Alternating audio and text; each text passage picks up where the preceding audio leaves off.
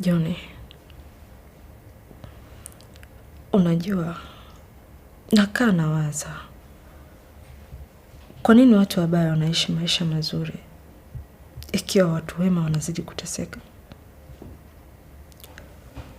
Kwa nini wabaya wanaishi miaka mingi ikiwa wanaofanya mema, wanaokesha makanisani, misikitini, wanakufa kila siku?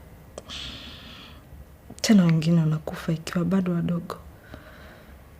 Hivi unahisi Mungu yupo kweli?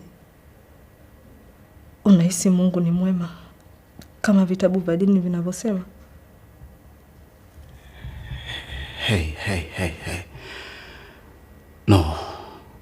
Usifike huko Sandra. Usifike huko.